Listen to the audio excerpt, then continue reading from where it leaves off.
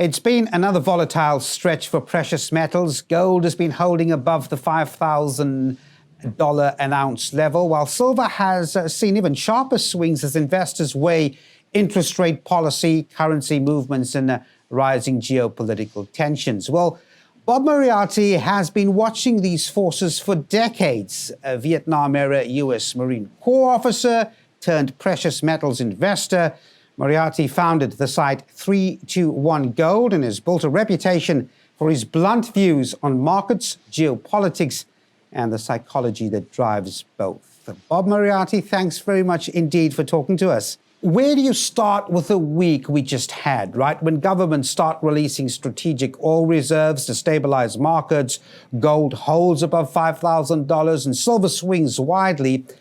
What type of commodity cycle does that signal, if indeed it's a cycle at all?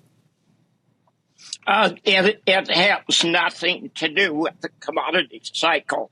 And I'm glad you started off with that introduction, because we have a conflict between the debt-based system of the West and the resource-based system of the East.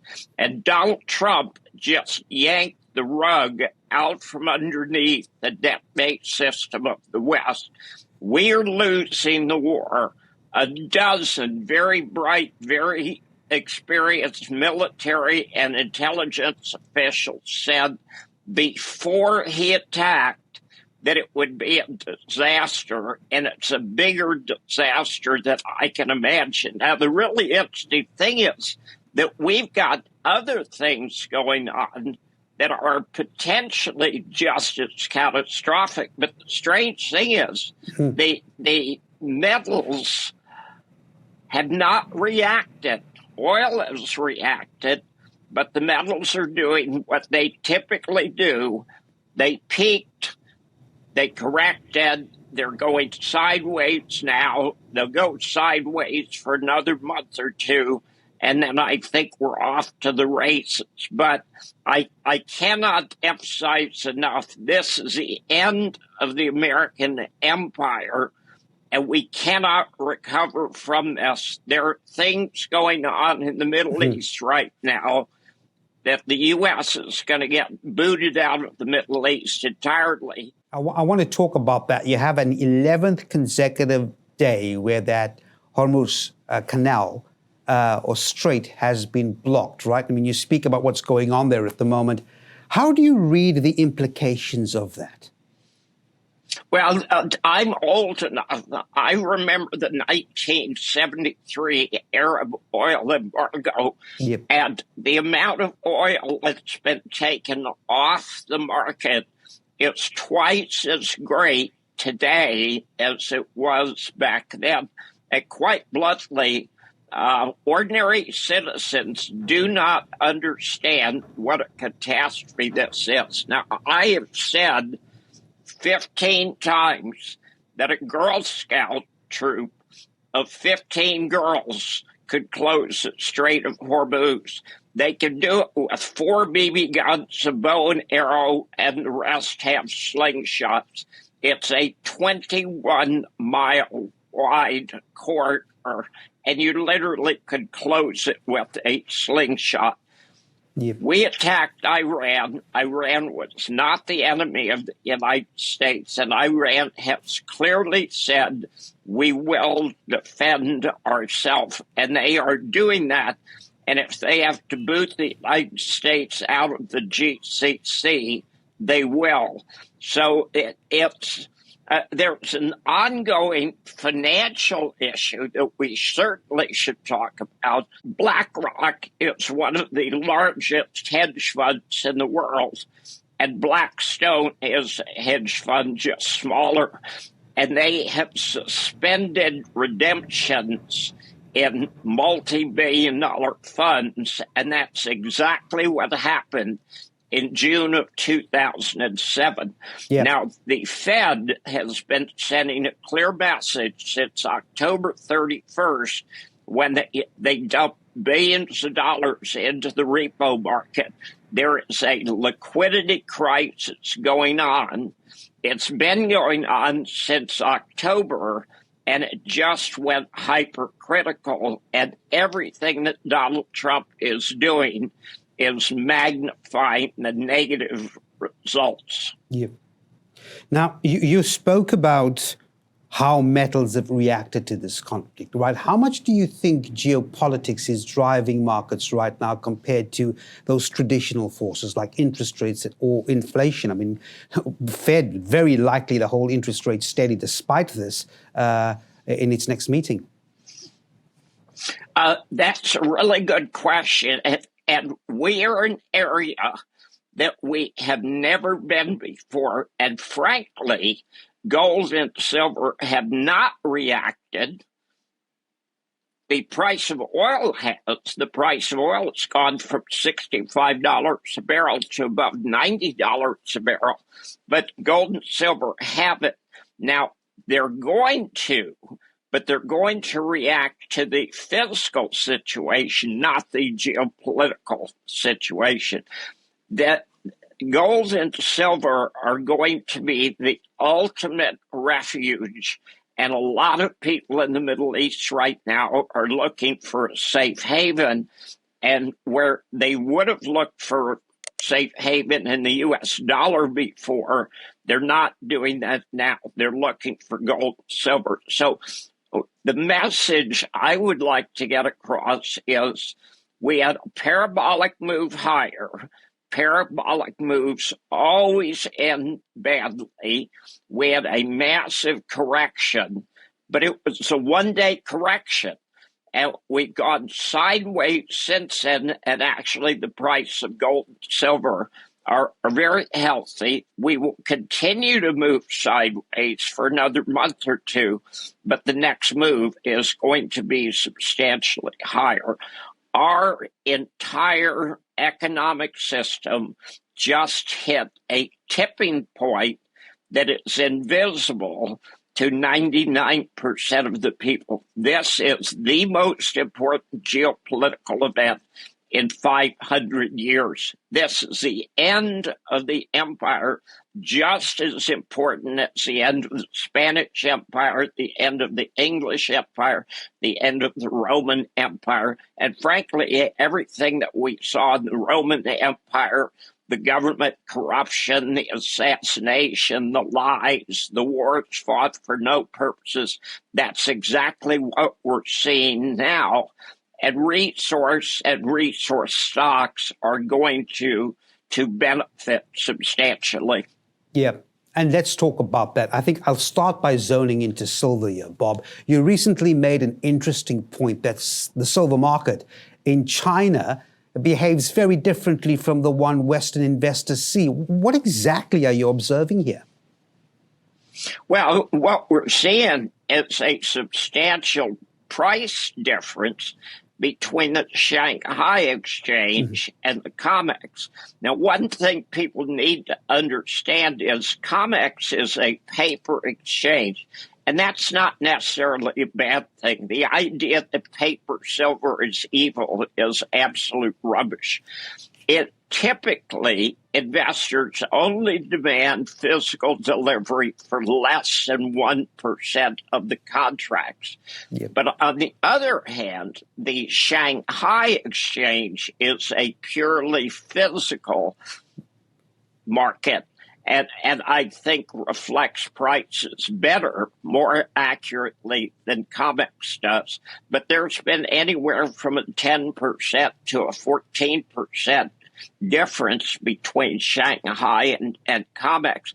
And frankly, I don't think anyone has come up with a real good explanation as why, but it is significant because as long as there's that premium, it's going to suck silver out of Comex. Yeah. I want to again talk about the context that issue finds itself in, right? While markets were initially anticipating lower yields from that geopolitical shock, Bob, the 10-year U.S. Treasury yield has instead climbed to 4.2%. That's interesting. How should metal investors digest this? Well, it's pretty easy to understand. Starting with the $300 billion theft from Russia, Okay. The United States has been sending a message that they can seize assets anytime they want for any reason. So they've sent a very clear message to China and Japan, who happen to be the two top holders of U.S. bonds, that the U.S. bonds are not safe. And the Japanese bond market has been crashing lately with the interest rate soaring, and there's a $7 trillion Japanese carry trade. So we've got a lot of events all coming together at the same time, all of which are negative. We've got the Japanese carry blowing up. We've got Russia and China realizing their U.S. bonds are not safe. We've got the rest of the world recognizing that if the U.S. wants to steal their assets, they can do it. I wonder where all of that puts J.P. Morgan's perspective, Bob. J.P. Morgan recently arguing the main driver behind gold's rally has been central bank buying since the Ukraine war, right? As countries diversify reserves away from the US dollar. They say the biggest risk to the rally would be if central banks suddenly stop buying, but they also believe that's unlikely. My question is, do you agree that central banks are now the dominant force in the gold market, or do you see other drivers that investors may be underestimating? Well, that's a real good question. Certainly, for several years now, central banks have been the primary buyers, the most important buyers. But a number of hedge fund managers have said we need to shift from a 60-40 investment portfolio to a 60-20-20, with 20% of your assets being in hard resources. Yep. That's giant. People do not understand how small the gold market and especially the silver market are. I happen to be a good friend, one of the top commodities guys in the world. And I went to him and I asked him, look, in the junior resource companies, under $100 million market cap, how much does that represent in dollars? And he keeps track of all this. And it's Tommy Costa. And Tommy said $18 billion. Now, $18 billion is not even a rounding error. If you go to what the cryptocurrencies market was 6 months ago, it was $4 trillion. Now, compare cryptocurrencies at $4 trillion with every junior resource company in Canada being worth less than $18 billion. When people wake up and they realize there's only one safe haven, they're going to rush into precious metals. Now, here's what's really interesting. If you read any of my books, and I've got about 10 books on Amazon, I advocate buying things when they're cheap and selling them when they're dear. I don't care about interest rates. I don't care about central banks. I don't give a damn what anybody's doing. When things are cheap, buy them. When they get expensive, sell them. And that is so simple. It's something everyone can do. Yep. But at $5,200 gold, that's not cheap. At $90 silver, that's not cheap. At $2,400 platinum, that's not cheap. At $6 copper, that's not cheap. Those are all expensive. However, the companies that produce those and the companies who are exploring for them have not even started to get their real valuation. You're going to see a lot of stocks up tenfold, and you're going to see a few stocks up hundredfold. I've had stocks in my portfolio, and believe me, I've got as many losers as I've got winners. I've had stocks in my portfolio up 30 or 40% in a day, and it's only barely started. It's very interesting in that answer there, Bob. You touched on the junior mining space right now, right? Are you seeing any companies or discoveries that are catching your attention? It's just very interesting how this unfolds.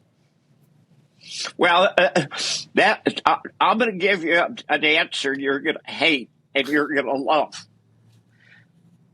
An investor could paste the name of the 1,500 stocks in Canada on a little piece of paper and put it into a room and tape it to the wall and get a dart, turn the light off and throw the dart, and then buy that stock.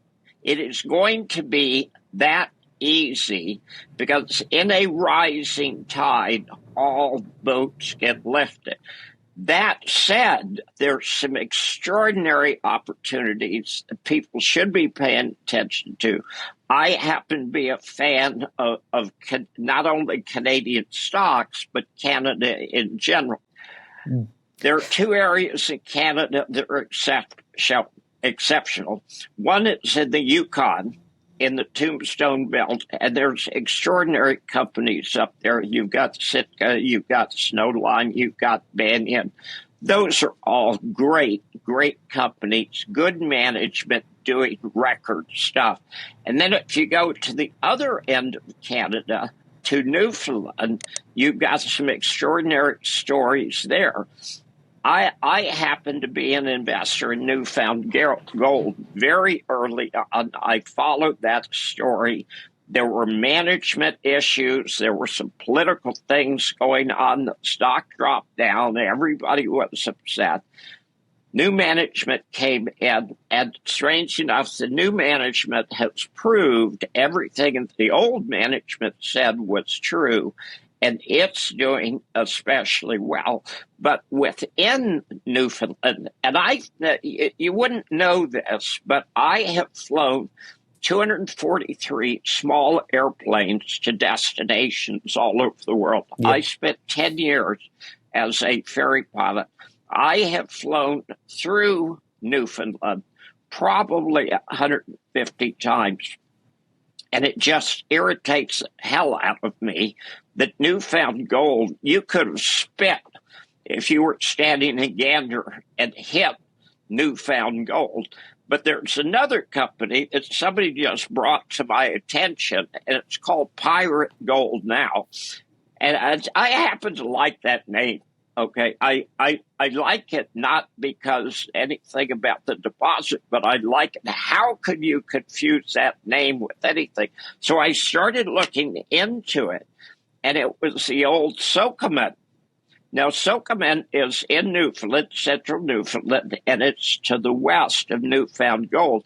And when Newfound Gold was going gangbusters, Sokomen was doing really well. Now, I don't know what happened. Mm-hmm. But Sokomen hit a landmine and tumbled and went down for several years.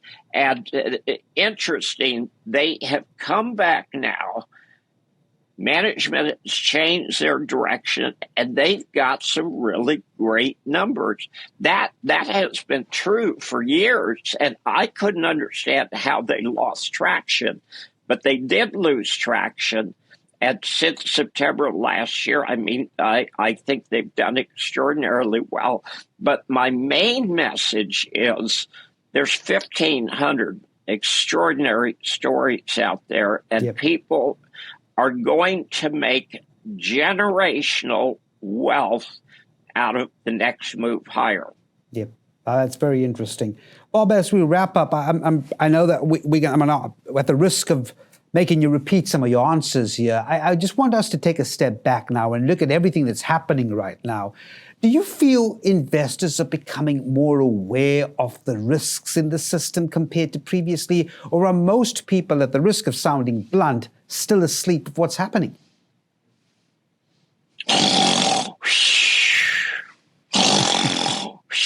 They're not only asleep, they're snoring.